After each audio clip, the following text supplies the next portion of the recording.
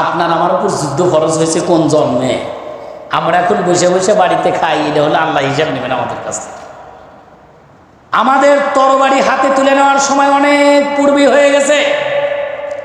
যেদিন 93,000 আলেম ওলামা ভারত উপমহাদেশে নিজের জীবন দিয়ে যুদ্ধ করেছিলেন, এরপরে 1757 সালে এই বাংলা সহ ভারতবর্ষ গ্রাস করেছিল ব্রিটিশরা। সেদিন থেকেই যুদ্ধ আমাদের উপর ফরজ হয়ে গেছে। সেই ব্রিটিশরা যেই তাবিজ আমাদেরকে দিছে, সেই তাবিজ নিয়েই আমরা আছি। ব্রিটিশরা বলল হত্যার আইন চেঞ্জ করে দাও, চেঞ্জ করা হয়েছে। চুরির আইন চেঞ্জ করে দাও, আল্লাহ চুরির আইন বলে দিয়েছেন হাত কাটা হবে, ফাকতাউ আইদিয়াহুমা। আর ব্রিটিশরা আইন করলো 3 বছর শাস্তি হবে।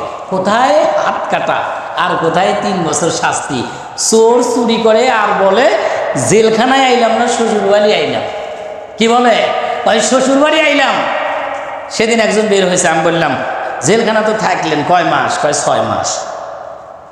বলে 6 মাস থাকলেন, কেমন লাগলো?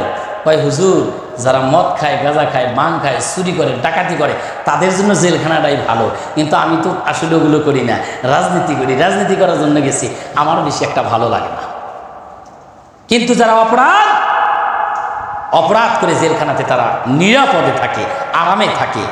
জেলখানার ভিতরে ফ্যান আছে, বর্তমান সময়ে জেলখানার মধ্যে পত্রিকা আছে, জেলখানার মধ্যে টিভি আছে।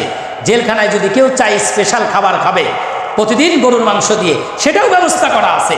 জেলখানার মধ্যে যদি কেউ চায় যে আমি অসুস্থ না, অসুস্থর ভান করে হাসপাতালে শুয়ে থাকবো, জেলখানার মধ্যে যে বেডগুলো আছে, তাও পারে। আমার ভাইরা, এই জন্য এই সমস্ত মানব রচিত আইন দিয়ে কোনোদিন দুনিয়া শান্তি আসবে না। দুনিয়ার বুকে শান্তি আসার জন্য কোরআন, কোরআন ছাড়া আপনি দুনিয়া তার শান্তি আনতে পারবেন না। কথা বলুন ঠিক কিনা? এই জন্য আমাকে আপনাকে কোরআনের কাছেই ফিরে যেতে হবে। সুম্মা ইলাইহি তুরজাউন। আল্লাহ বলেছেন তোমরা যেখানে যেভাবে দৌড়াদৌড়ি করো না কেন, আমি আল্লাহর কাছে তোমাদেরকে ফিরে আসতে হবে। আর যখন তোমরা আমার কাছে আসবে, ইন্না বাতশা রাব্বিকা লাশাদীদ, আমি তোমাদেরকে এমনভাবে কঠিনভাবে শক্ত করে ধরবো, সেদিন আর তুমি আমার কাছ থেকে পালাতে পারবে না। কথা বলুন ঠিক কিনা? তাহলে আল্লাহর কাছ থেকে পালানোর আগেই আপনাকে সোজা হতে হবে, আল্লাহর আইনটা মানতে হবে, আল্লাহর আইনের পক্ষে আপনাকে যুদ্ধ করতে হবে, সংগ্রাম করতে হবে, যতক্ষণ পর্যন্ত দিন প্রতিষ্ঠিত না হয়, ততক্ষণ পর্যন্ত আপনার ঘুম হারাম করে দিতে হবে। মায়েরা আমার, দেখেন একটু ইতিহাস পড়ে দেখেন। আল্লাহ রাসূল সাল্লাল্লাহু আলাইহি সাল্লাম রাত্রে কয় ঘন্টা ঘুমাতেন? সাহাবায়ে কেরাম রাত্রে কয় ঘন্টা ঘুমাতেন? যারাই যুগে যুগে কিছু কিছু যা কাজ করেছে মানুষের জন্য, দেখবেন তাদের ঘুম ছিল না, সামান্য ঘুম, সামান্য সময় ঘুমাইছে, শুধু কাজই করেছে। আর আজকে আমরা কত আরাম প্রিয়। রাত্রে যদি 6 ঘন্টার 1 ঘন্টা কম হয়, তাহলে দিনে যে কোনো কায়দা কৌশল ওটা কভার করে দিয়ে আমরা। রাত্রে তো 6 ঘন্টা ঘুম হয় নাই, ডাক্তার বলছে 6 ঘন্টা না ঘুমাইলে শরীরের ক্ষতি হবে, এইবার দিনে আপনার ওটা উসুল করে দেয়। প্রয়োজনে অফিস আদালত 1 ঘন্টা পরে যাবে, তবু 1 ঘন্টা ঘুম পাড়াই লাগবে। আর ঘুম পাড়ে তো সেই 8টা পর্যন্ত, 6 ঘন্টার কাছে 10 ঘন্টা হয়ে যায়। কথা বলেন ঠিক কিনা? আমার ভাইরা, এগুলো বাদ দেন। গ্রামগঞ্জের চাষি যারা আছে, দেখবেন তাদের বক্সেন কোনোদিন খান নাই, তাদের 1 বক্সেন খাইলে শহরের লোকজন ভোতা হয়ে যায়। কারণ তারা সকালে ঘুমায় না, সকালে হাল নিয়ে যায় মাঠে। সম্মানিত হাজির, ফজরের নামাজ তারা কাজা করে না। আমাদেরও সেই অভ্যাস তো হতে হবে, আমাদের সেই ফজর নামাজ পড়তে হবে।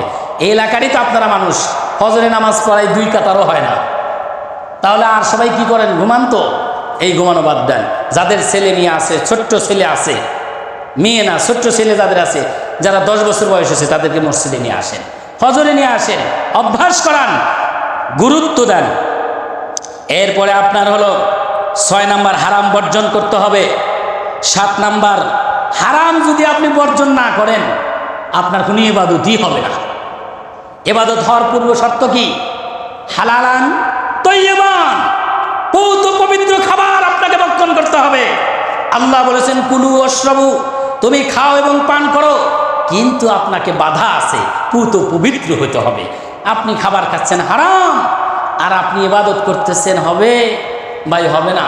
সুদের টাকা আপনার অন্তরে সয়লাভ হয়ে গেছে, আপনি ইবাদত করে পড়ে আবার কয়রা ফেলাইছেন, এখানে কালো দাগ, লাভ নাই।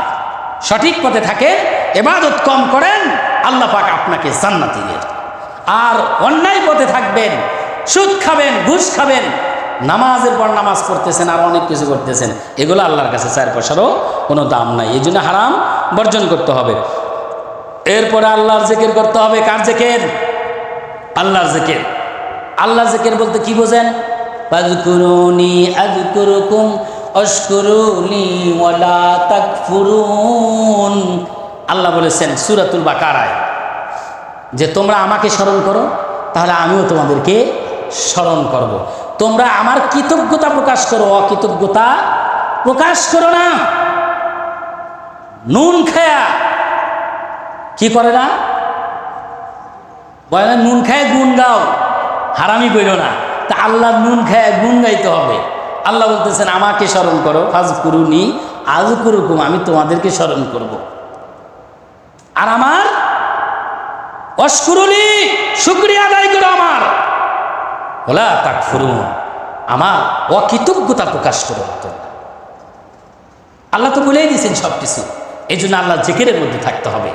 সব কাজের শুরুতে বিসমিল্লাহ বলে শুরু করা, এটার নাম কি? আল্লাহর জিকির। এখন চুরি করতে যাচ্ছেন, চুরি করতে যাওয়ার শুরুতেও বললেন বিসমিল্লাহির রহমানির রহিম, বললে চুরি শুরু করলেন, হবে? এইবার আপনি ঘুষের টাকা হাতে নিচ্ছেন, আল্লাহ তো বলছেন বিসমিল্লাহ বলার কথা, বিসমিল্লাহির রহমানির রহিম, দাও টাকা দাও। এরপরে যত খারাপ কাজ আছে বিসমিল্লাহ করে শুরু করতেছেন, এর নাম জিকির না। ভালো যত কাজ আছে সমস্ত কাজগুলো করতে হবে। এরপরে আপনার হলো সাদাকাত, দান সদকা করতে হবে 10 দিনে বেশি বেশি করে। এরপরে আরাফার দিনের সিয়ামের কথা আমি বলেছি। তারপরে আপনার ইয়াউমুন নাহার, কুরবানি করার কথা আল্লাহ রাসূল বলেছেন, আল্লাহ বলেছেন। এই ইয়াউমুন নাহার সম্পর্কে আলোচনা করব।